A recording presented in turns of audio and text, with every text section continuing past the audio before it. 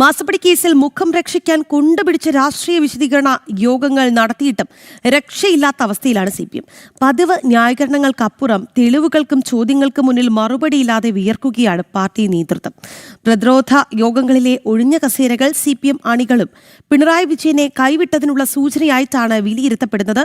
വിവരങ്ങളുമായി ശ്യാമപ്രസാദ് ചേരുന്നുണ്ട് തലസ്ഥാനത്ത് നിന്ന്. Shyam, good morning. എന്തായാലും ഈ എത്ര കണ്ട് കൊണ്ടുപിടിച്ച ശ്രമങ്ങൾ CPM നടത്തിയിട്ടും രക്ഷയില്ലാത്ത അവസ്ഥയിലാണല്ലോ. അതായത് തെളിവുകളുണ്ട്, ED കൃത്യമായ ഒരു പാതയിലാണ്, അതുകൊണ്ട് തന്നെ ഉത്തരം മുട്ടി നിൽക്കുന്ന അവസ്ഥയിലാണ് ഗോവിന്ദനും കൂട്ടരും. എന്താണ് ഇനിയിപ്പോൾ CPM ചെയ്യുക ആശാം?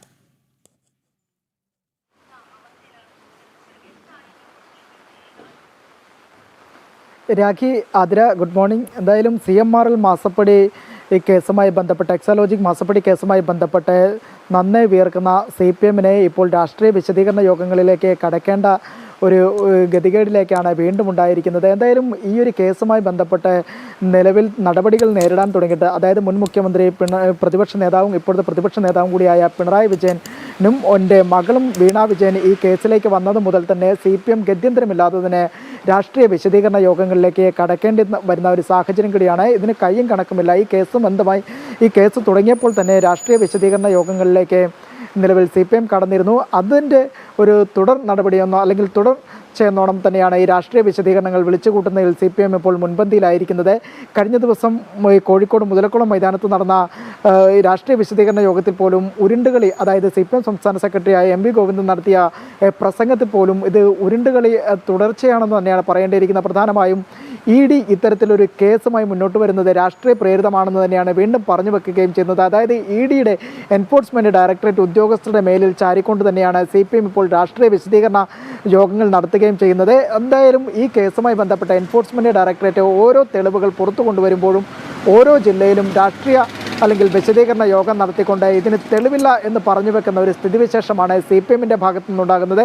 ഒപ്പം തന്നെ ഇതിൽ ക്യാപ്സ്യൂളുകൾ അതായത് ഈ അണികൾക്കിടയിലേക്ക് ഈ ക്യാപ്സ്യൂളുകൾ പടച്ചുവിടുന്നതിലും CPM ഇപ്പോൾ എന്ത് നൽകണമെന്ന്, അതായത് എൻഫോഴ്സ്മെൻറ്റ് ഡയറക്ടറേറ്റ് ഓരോ ദിനവും ഈ പിണറായി വിജയൻ്റെ മകൾ വീണ വിജയനെതിരായ തെളിവുകൾ കണ്ടെത്തുന്ന സാഹചര്യത്തിലും ഏത് തരത്തിലുള്ള ക്യാപ്സ്യൂളുകൾ ഇറക്കണമെന്ന കാര്യത്തിൽ പോലും ആശയക്കുഴപ്പം നിലനിൽക്കുകയും ചെയ്യുന്നു. ഒപ്പം പ്രധാനപ്പെട്ട കാര്യങ്ങൾ രാഷ്ട്രീയ വിശദീകരണ യോഗത്തിൽ പ്രധാനമായി കണ്ടുവരുന്നത് ഈ ആളില്ലാ കസേരകളാണ്. പല വിശദീകരണ യോഗങ്ങളിലുമെല്ലാം തന്നെ ഒഴിഞ്ഞ കസേരകളാണ് കാണാൻ കഴിയുന്നത്. അത് തന്നെ അണികൾക്കിടയിലുള്ള വിശ്വാസ്യത നഷ്ടപ്പെട്ടിരിക്കുന്നതിൻ്റെ തെളിവ് കൂടി തന്നെയാണ് ഈ കസേരകൾ പറയുകയും ചെയ്യുന്നത്. എന്തായാലും രാഷ്ട്രീയ വിശദീകരണങ്ങൾ ജില്ലകൾ തോറും സംഘടിപ്പിക്കുമ്പോഴും ഓരോ ദിനവും എൻഫോഴ്സ്മെൻറ്റ് ഡയറക്ടറേറ്റ് കണ്ടെത്തുന്ന ഈ തെളിവുകളടക്കം പുറത്തു വരുമ്പോഴും എന്ത് മറുപടി നൽകാൻ കഴിയാത്ത അല്ലെങ്കിൽ കുഴങ്ങുന്നൊരവസ്ഥയിലേക്കാണ് ഇപ്പോൾ CPM ഇപ്പോൾ എത്തിച്ചേർന്നിരിക്കുന്നത്. അതോടൊപ്പം തന്നെ വീണയ്ക്ക് പ്രതിരോധം തീർക്കുക എന്നുള്ളതാണോ, അതല്ല റിയാസിലേക്ക് കൂടി അന്വേഷണം എത്തുമ്പോൾ, റിയാസിന്റെ സുഹൃത്തുക്കളിലേക്ക് കൂടി അന്വേഷണം എത്തുമ്പോൾ കാര്യങ്ങൾ കൈവിട്ടു പോകുന്നു എന്ന തിരിച്ചറിവിലാണോ ഇവർ ഇത്തരം ഒരു വിശദീകരണ യോഗത്തിലേക്ക് കടക്കുന്നത് ശ്യാമ? കാരണം അത്രത്തോളം പ്രതിരോധ കോട്ടകൾ പാളി നിൽക്കുകയാണല്ലോ.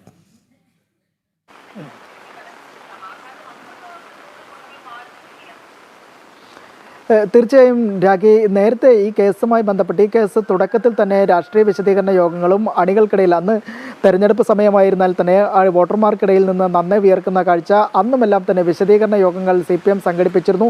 എന്നാൽ അതിൽ കനത്ത തിരിച്ചടിയാണ് CPM-ന് നേരിട്ടത്. ഭരണത്തിൽ നിന്ന് പുറത്തു പോകേണ്ട ഒരു സാഹചര്യം വന്നു. എന്നാൽ വീണ്ടും എൻഫോഴ്സ്മെൻറ്റ് ഡയറക്ടറേറ്റ് ഈ കേസുമായി ബന്ധപ്പെട്ട് പിണറായി വിജയൻ്റെ മകൾ വീണ വിജയനെതിരെയും ഒപ്പം തന്നെ അതുമായി ബന്ധപ്പെട്ട ഹവാല ഇടപെടൽ മുൻ മന്ത്രി കൂടിയായ മുഹമ്മദ് റിയാസിലേക്ക് അടക്കം കുരുക്കുകൾ അന്വേഷണ സംഘം നീട്ടുമ്പോഴേക്കും തെളിവുകൾ കണ്ടെത്തി നിലവിൽ റിയാസിലേക്ക് അടക്കം നീട്ടുമ്പോഴാണ് പ്രതിരോധ യോഗങ്ങൾ അല്ലെങ്കിൽ ഒരു പ്രതിരോധം സൃഷ്ടിച്ചുകൊണ്ട് ഈ രാഷ്ട്രീയ വിശദീകരണങ്ങൾ കൂടുതൽ സംഘടിപ്പിച്ചുകൊണ്ട് CPM ഇപ്പോൾ രംഗത്തെത്തിയിരിക്കുന്ന ഒരു സാഹചര്യം.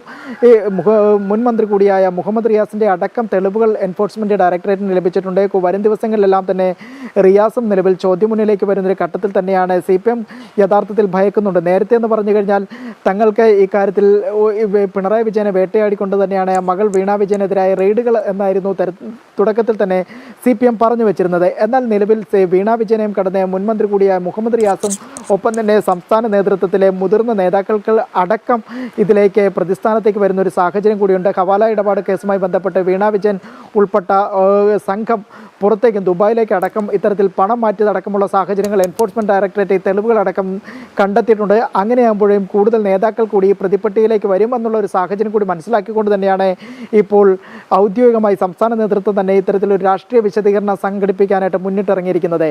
രാഖി